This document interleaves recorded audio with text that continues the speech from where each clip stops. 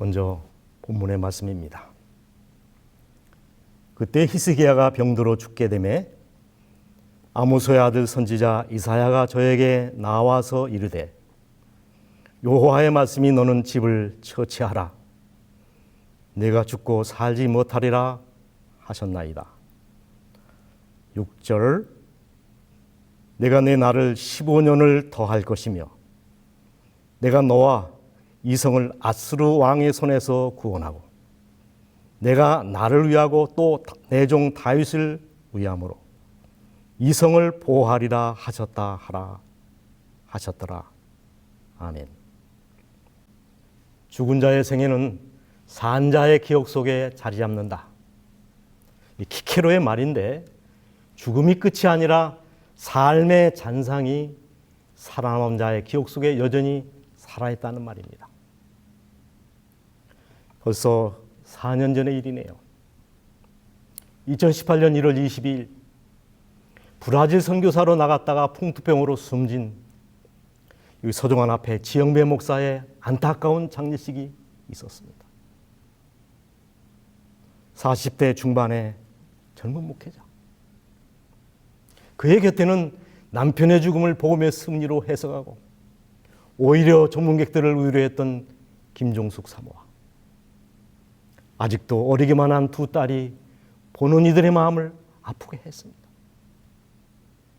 그날 조가는 이 지목사의 죽음이 마치 자신의 몫인 양 애도하는 이 소정원 앞에 200여 목회자들이 비감한 마음으로 함께 조가를 불렀습니다. 저는 그날 8인 예배에서 이렇게 설교했습니다. 사랑하는 여러분, 때로 의인들도 사고를 당하여 죽기도 하고 억울한 누명을 쓰기도 하고 온갖 고초와 시련을 당하며 세상에서 사라질 수 있지만 의인의 죽음이 결코 악의 승리를 의미하지 않습니다. 온갖 사연을 가진 의인들의 무덤은 반드시 열릴 것이고 그들의 무덤은 반드시 빈 무덤이 될 것입니다. 의인의 죽음은 하나님의 실수, 악의 승리가 아니라 하나님의 특별한 계획이요 섭리인 것을 저는 믿습니다. 그러므로 여러분, 지영배 목사가 모기에 물려 죽었다고 말하지 마십시오. 풍토병 때문에 죽은 것이라고도 말하지 마십시오. 하나님의 종으로 복음을 전하다가 사단과 맞서 싸우다가 장렬하게 전사한 것이라고, 순교한 것이라고 전해 주십시오.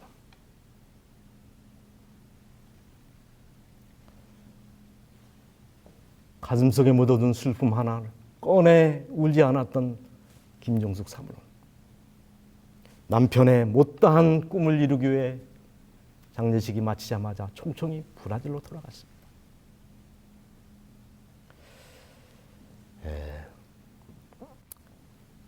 이 시대의 불합리는 이 지목사와 같이 죽어서는 안 될 의인들이 너무 빨리 우리 곁을 떠난다는 것. 그리고 죽어도 괜찮은 악인들이 세상에 많은 폐를 끼치면서도 죽지 않고 오래오래 장수한다는 것이겠죠. 여러분은 몇 살까지 살기를 원하십니까? 사는 동안 무엇을 하며 살기를 원하십니까? 그리고 언제 어떻게 죽기를 원하십니까? 오늘 본문의 주인공 히스기야가 젊디 젊은 나이에 중한 병이 들었습니다. 그때 그의 나이가 39입니다. 그때 히스기야가 병들어 죽게 되며 여호와의 말씀이 너는 집을 처치하라. 내가 죽고 살지 못하리라. 어차피 죽을 테니 집조차 팔아버리라는 것입니다. 완전한 사망 선고입니다. 여러분, 이 히스기야는 어떤 사람입니까? 다윗과 요삽과 더불어 3대 성군 중에 하나입니다. 약간 25세에 왕위에 오른 후 29년 동안 나라를 통치한 유다의 13번째 왕입니다. 사실 이 북방 이스라엘과 남방 유다의 대부분의 왕들은 이 쓰레기통에 구겨 버려도 조금도 아깝지 않은 왕들이 대부분이었습니다. 그러나 이 히스기야는 결이 달랐습니다. 그에 대한 성경의 평가는 칭찬 일색입니다. 그의 전후 유다 여러 왕 중에 그러한 죄가 없었으니 대단한 칭찬입니다. 히스기야가 성군으로 칭찬을 받은 이유가 무엇일까요? 첫 번째는 그가 기록된 책대로 말씀대로 살았다는 것입니다. 히스기야가 그 조상 다윗의 모든 행위와 같이 여호와 보시기에 정직히 행하여 곧 저가 여호와께 연합하여 떠나지 아니하고 여호와께서 모세에게 명하신 계명들을 지켰더라. 뿐만 아니라 그는 순전한 믿음으로 종교 개혁을 이루었습니다. 사실 역대의 왕들도 개혁을 시도하지 않은 것은 아니었습니다. 그러나 언제나 미완성으로 끝났었습니다. 요아스가 여호와 보기에 정직히 행하였을 때 오직 산당을 제하지 아니하였으므로, 아마사가 여호와 보시기에 정직히 행하였으나 산당을 제하지 아니하였으므로, 요담이 여호와 보시기에 정직히 행하였으나 오직 산당을 제하지 아니하였으므로, 아사랴가 여호와 보시기에 정직히 행하였으나 오직 산당은 제하지 아니하였으므로, 아사가 산당은 제하지 아니하였으나 요사밧이 산당은 제하지 아니하였으므로. 여러분, 대체 산당이 무엇이길래 왜 그것을 제거하지 못했습니까? 이 산당은 예배의 장소가 아니라 음란과 쾌락과 우상숭배 장소였습니다. 이 푸른 나무 아래서 여사제들과 부도덕한 제사가 드려지고, 이 자녀들을 몰래 신에게 태워 바치는 악행까지 저질러졌습니다. 이런 산당을 완전히 제거해 버리는 것이 개혁의 핵심이요 완성인데, 역대 왕들이 거기까지 이르지 못한 것입니다. 그러나 히스기야는 달랐습니다. 문제의 산당들을 모조리 헐어버립니다. 열왕기하 18장 3절 4절, 여러 산당을 제하며 주상을 깨트리며 아세라 목상을 찍으며. 모세가 만들었던 놋뱀을 이스라엘 자손이 이제까지 향하여 분향함으로 그것을 부수고 느스다니라 일컬었더라. 바라보면서 아니라 모세가 높이 쳐들었던 광야의 그 문제의 놋뱀, 이스라엘 백성들은 신주 단지처럼 지금까지 모셔왔습니다. 800년이라는 세월이 흐른 지금까지 그들은 놋뱀을 신처럼 하나님처럼 분향하며 섬겼습니다. 그들에게 이 놋뱀은 법계 이상의 존재였습니다. 그것을 히스기야는 완전히 산산이 부순 다음에 조각을 만들어서 던진 것입니다. 잘한 일이지. 개혁은 거기서 멈추지 않았습니다. 부친 아하스가 방치했던 성전의 기구들을 정비하고 성전의 폐기물들을 다 모아서 기도론 시내가에서 다 그것을 버립니다. 제사제대의 회복, 성전문을 활짝 열어 개방하여 성전을 마음대로 출입하도록 했고, 찬양제와 희생제사의 회복, 유월절을 회복시켰습니다. 대대적인 종교개혁이었습니다. 원래 이 개혁이라는 말은 고칠 개자와 가죽혁자의 합성어입니다. 이 고치고 바꾸는 이 개혁은 생가죽을 벗기는 만큼이나 고통스럽고 힘든 일이라는 뜻입니다. 그러므로 개혁은 가능한 한 속전속결 단번에 이루어야 합니다. 꾸물거리면 저항을 만납니다. 그래서 선지자는 이렇게 말씀하고 있습니다. 단번에 결정적인 변화를 이루라. 결정적인 변화가 없는 한 그들은 시들어 죽을 것이다.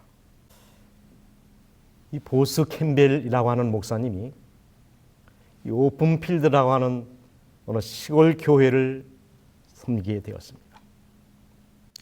부임하여 이 교회를 살피던 중에 그 교회의 역사만큼이나 오래된 그랜드 피아노가 부적절한 위치에 놓여 있는 것을 발견하고 이 목사님은 아무하고도 상의하지 아니하고 급한 마음으로 그 피아노를 반대편으로 옮겼는데 그것이 화근이 되어 채 6개월이 못 되어 그 교회를 떠나게 되어 있습니다. 쫓겨난 것이죠. 떠날 쯤에 알게 된 것은 이 전임 목사님들도 동일한 계획을 시도하다가 교회를 떠났다는 것입니다. 그리고 한 1년이 지난 다음 이 목사님 우연히 그 말을 지나게 되었는데 그 교회를 가봤습니다. 그는 자신의 눈을 의심할 수밖에 없었는데 문제의 그 그랜드 피아노가 반대편으로 옮겨 있었기 때문입니다. 그래서 후임자에게 물었더니 빙그레 웃으면서 이렇게 말했습니다. 목사님, 저도 알았지요. 그래서 나름대로의 방법을 강구했지요. 피아노를 단번에 옮긴 것이 아니라 하루에 1인씩만 옮겼더니 아무도 눈치를 채지 못하더라고요. 피아노가 강도성 앞을 지났는데도 아무도 이 일을 제기하는 사람이 없더라고요. 히스기야가 이런 속성을 잘 알았던 것 같습니다. 자, 그러나 이 주변 상황은 급하고 불안한 상황이었습니다. 이 북방 이스라엘을 삼킨 아수르의 사내립이 신복 랍사게를 보내어 항복을 종용하더니 마침내 18만 5천 대군을 이끌고 오늘날 유다를 쳐들어온 것입니다. 유다로서는 속충무색이었습니다. 대항할 능력도 군사적 대비도 전혀 있지 않았습니다. 어떻게 해야 하는가? 당시 유대 안에는 세 당파가 있었습니다. 어차피 아수르에게는 안 되니 꺾이느니 굽히자는 항복파, 가까운 애굽에게 도움을 청하자는 친애굽파, 끝까지 싸우자는 항전파. 그러나 히스기야는 항전파도 굴룩파도 아니었습니다. 오직 하나님. 그는 당장 베옷을 입고 성전에 올라가 무릎을 꿇습니다. 히스기야 왕이 듣고 그 옷을 찢고 굵은 배를 입고 요압 전에 들어가서 자신뿐만 아닙니다. 국내 대신 엘리야김과 서기관 셈나와 제사장 중 장로들에게 굵은 배를 입혀서 아모스의 아들 선지자 이사야에게로 보내매 풍전등화 같은 나라의 운명을 얻게 해지고 하나님 앞에 엎드린 히스기야. 여러분, 그가 어떤 기도를 드렸을까요? 틀림없이 이런 기도를 들었을 것이라고 생각합니다. 하늘의 하나님이시죠. 유다 나라는 아시리아를 대항할 무기도 훈련받은 군사도 없습니다. 하나님께서 도와주지 아니하시면 이 나라는 끝장입니다. 전에 제가 바벨론을 의지하고 애굽에게 도움을 청했던 불신앙을 눈물로 회개합니다. 도와주십시오. 하나님이 전쟁의 주관자시고 전쟁은 하나님께 속한 것임을 이무리로 알게 하시고 유다 나라에 하나님이 계심을 저 이방 군대로 알게 하시고 하나님의 하나님됨을 보여주십시오. 여러분, 어떤 응답이 왔습니까? 35절. 이 밤에 여호와의 사자가 나와서 아수르 진에서 군사 18만 5천을 친지라. 아침에 일찍이 일어나 보니 다 송장이 뛰었더라. 여기 여호와의 사자는 단수로 되어 있습니다. 단 한 명의 천사가, 일당백 정도가 아닙니다. 한 명의 천사가 18만 5천의 군사를 단번에 제압한 겁니다. 천사 하나가 아수르 군사를 하룻밤에 괴멸시키고 사내립은 그 아들의 손에 죽게 만들었습니다. 믿음의 승리요, 기도의 승리였습니다. 과연 히스기야입니다. 이렇듯 히스기야의 전범부의 삶은 하나님 중심, 성전 중심, 말씀 중심의 삶이었습니다.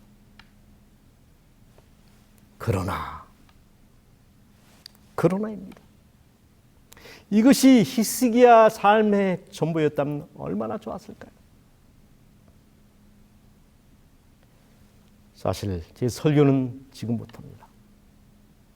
그 다음 이야기를 주목해 주시기 바랍니다. 히스기야의 인생의 후반부,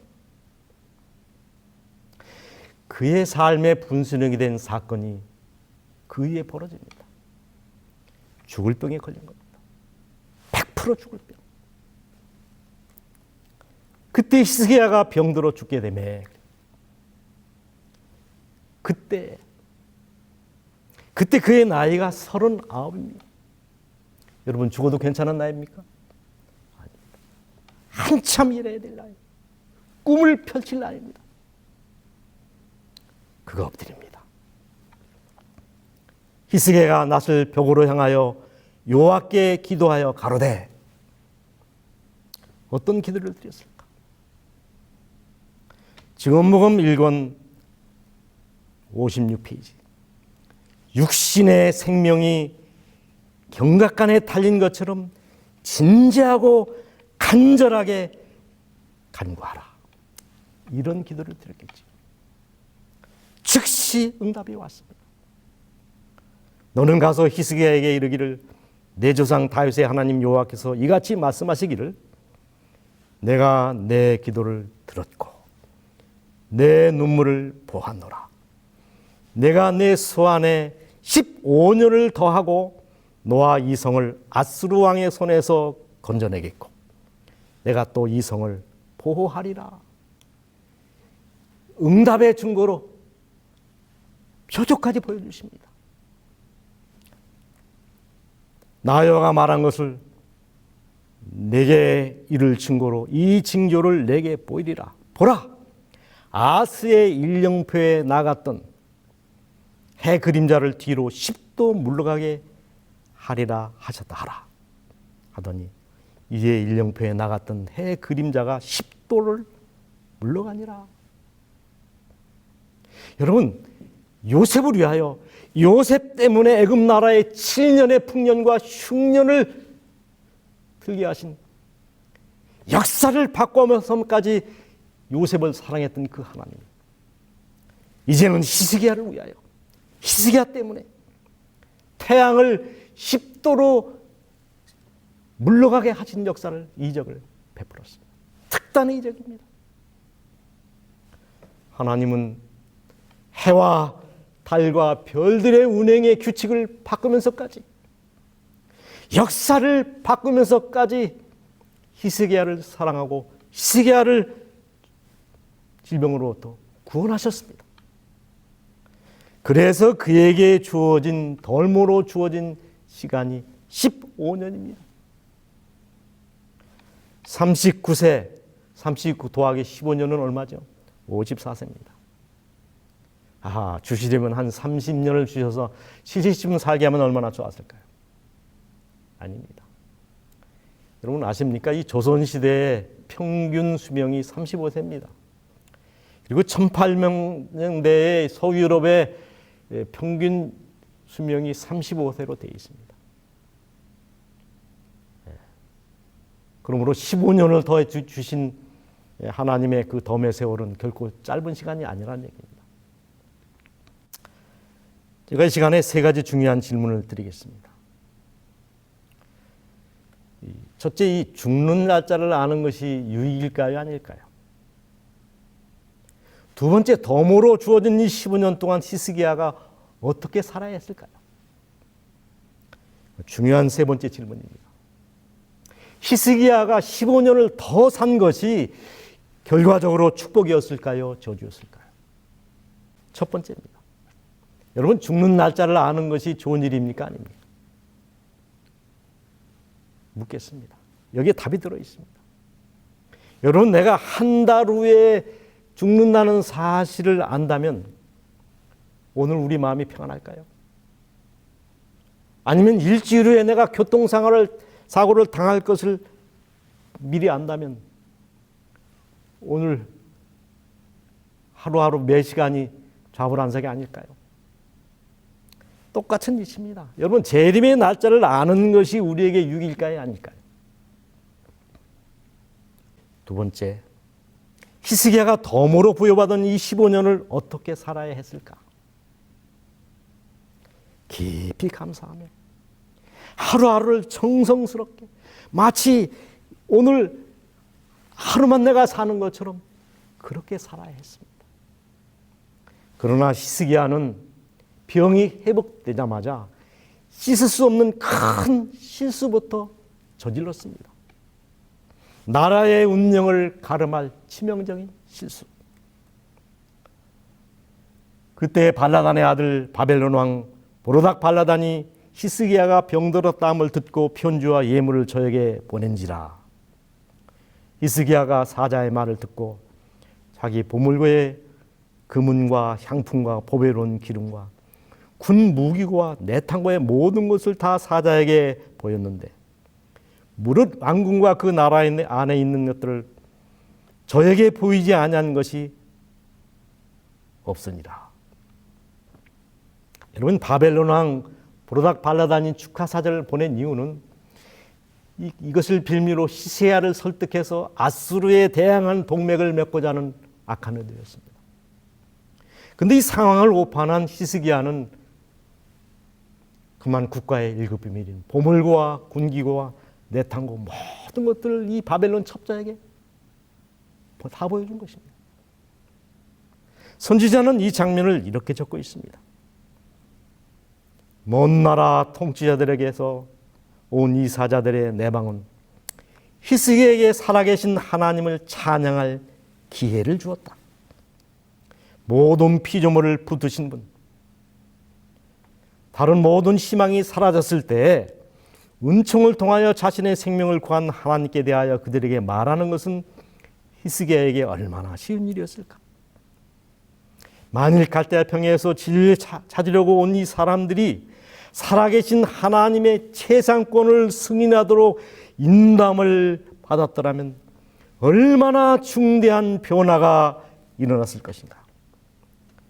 그러나 히스기야의 마음은 교만과 허영심에 점령하였고 그는 자신을 높이려고 탐욕의 눈들에게 하나님께서 당신의 백성을 부유하게 하신 보물들을 보여주었다.